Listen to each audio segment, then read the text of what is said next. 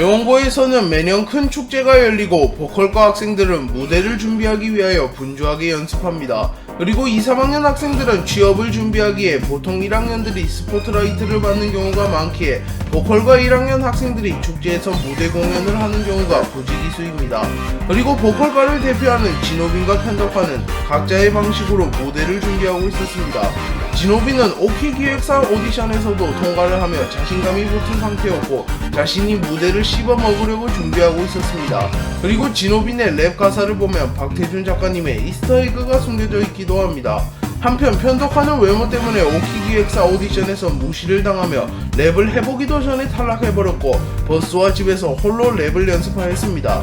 그리고 자신의 롤모델 에미넴도 어린 시절 무시받았다는 것을 생각하며 남들의 시선을 이겨내려는 의지도 보여주며 감동을 주었습니다. 그리고 진호빈은 고정기와 듀엣으로 무대를 신청하였고 편덕화도 마감 직전에 무대를 신청하며 무대에 서는 것이 확정되었습니다.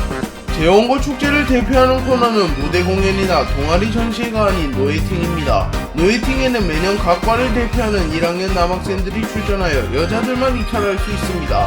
그리고 경매를 통하여 남자를 구입하게 되면 그 남자와 하루 동안 데이트를 즐길 수 있기에 재원고 여학생들은 많은 관심을 보였습니다. 그리고 여학생들은 각 과의 훈남들을 거론하며 노예팅에서 가장 큰 금액에 낙찰될 만한 학생이 누구인지 이야기하였고 패션과에서는 박형석, 홍재열, 이진성, 건축과에서는 이은태, 박범재, 미용과에서는 장현이 언급되었습니다. 그리고 재작년에 실용음악과에서 100만원에 낙찰된 의문의 사나이가 역대 최고 금액에 낙찰된 남자라고 언급되기도 하였습니다. 진호빈은 축제편에서 편덕화를 심하게 괴롭히며 독자들의 눈을 찌푸리게 만들었습니다. 오키 기획사 오디션에서 떨어진 편덕화를 놀리기도 하였고 편덕화 할머니가 운영 중인 포장마차에 찾아와 음식을 공짜로 받아먹고 다 먹지도 않고 버렸습니다. 그리고 다음날 학교에 가서 편덕화의 가정 형편을 소문내버려 놀림거리로 만들어버리기도 하였습니다. 최근에는 진호빈이 떡상하며 인기가 많아지고 미화되기는 하였지만 일부 독자들은 편덕화에게 진심 어린 사과를 하는 장면이 꼭 나왔으면 좋겠다고 말하고 있습니다. 편덕화는 축제에서 랩만 하면 밋밋하기에 고정규와 진호빈처럼 합을 이루어 노래와 랩을 섞어서 무대를 구성하고 싶어 하였습니다. 하지만 편덕화는 진호빈처럼 인맥이 없었으며 자신을 도와줄 보컬이 없었기에 체념하고 혼자서 랩을 하기로 결정하고 하교하고 있었습니다.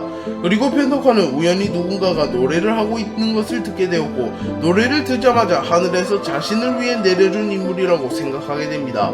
그리고 편덕화는 박형석에게 자신과 함께 축제에 나가달라고 부탁하였고 박형석은 이를 수락하며 박형석과 편덕화는 같이 무대에 서게 되었습니다. 그리고 편덕화는 무대 준비를 위하여 박형석을 집으로 초대하였고 박형석은 자신과 비슷한 환경에서 꿈을 향해 나아가는 편덕화를 보고 감동을 받았으며 지난날의 자신을 부끄럽게 생각하였습니다. 박형석은 편덕화와 함께 무대에 서기로 결정하였고 자신이 보컬 파트를 맡기로 하였습니다. 하지만 박형석은 진정성은 있었으나 가수 지망생이 아니었으며 평소에 노래를 자주 부르는 것도 아니었기에 가창력이 부족하였고 낮에만 연습하면 단기간에 실력을 증진시키는 데는 한계가 있었습니다. 그러나 박형석은 몸을 2개 보유하였기에 2개의 몸으로 노래를 부를 수 있었고 밤낮 구분 없이 노래 연습을 할 수 있었습니다.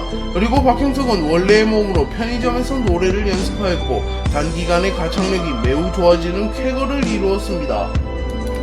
졸업생인 DJ 수다와 3학년 DJ 루피가 찾아오며 제10회 재원제의 시작을 알렸습니다.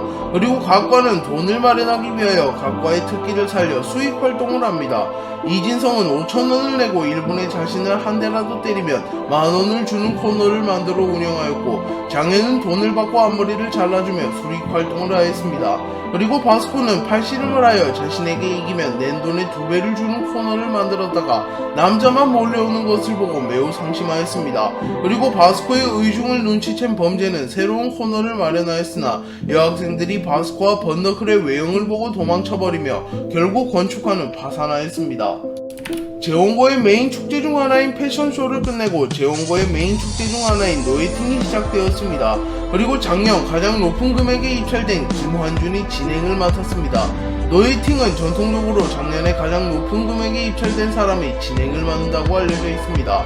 그리고 노예팅의 수익금 전액이 사회봉사활동을 위해 기부되기에 사회적으로도 도움이 되는 코너임을 알 수 있습니다.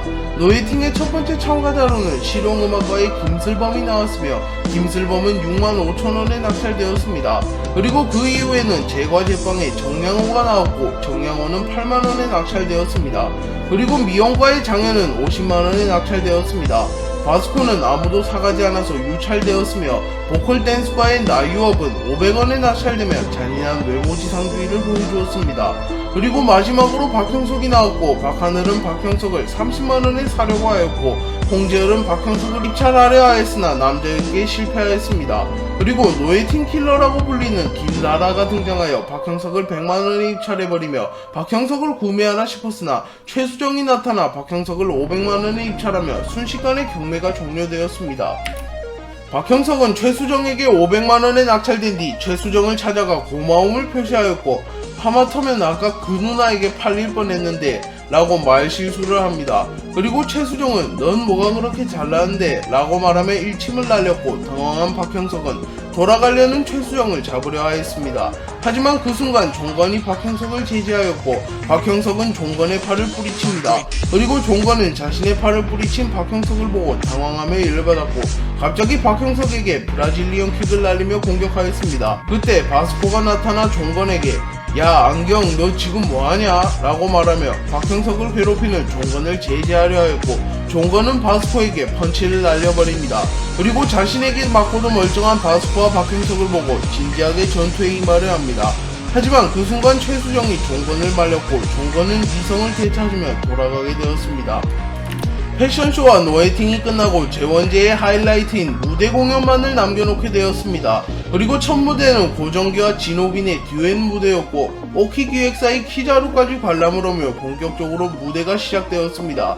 그리고 그 이후 몇 가지 무대가 진행된 이후 편덕화와 박형석의 차례가 오게 되었고 박형석은 매우 긴장한 모습을 보였고 편덕화는 수많은 인파들 앞에서도 긴장한 박형석을 달래주는 프로다운 모습을 보여주었습니다. 그리고 무대에 올라서자마자 박형석만 주목받는 모습을 보이며 외모지상주의 사회의 단면을 보여주기도 하였습니다.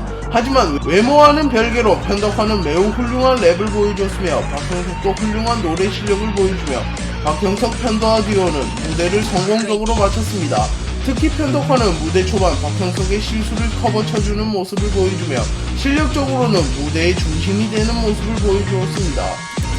편덕화는 자신이 작곡도 하고 무대에서도 중심이 되어 무대를 성공적으로 끝냈음에도 불구하고 매우 잘생긴 박형석에게 묻혀버리며 큰 관심을 받지 못하였습니다. 그리고 오키 기획사의 키자루도 편덕화에겐 인사만 할 뿐 스카우트를 하지는 않았고 박형석을 스카우트하는 모습을 보였으며 페이스북에도 편덕화는 편집되어 제거된 채로 영상이 업로드되었습니다. 그러나 편덕화는 이러한 절망적인 상황에서도 포기하지 않는 모습을 보였으며 오히려 발전의 발판으로 생각하는 성숙한 모습을 보여주며 독자들에게 큰 감동을 주었습니다. 또한 축제표현은 외모지상주의 사회를 잘 비판한 스토리라고도 평가받고 있습니다. 네, 오늘 영상은 여기까지입니다. 시청해주셔서 감사합니다.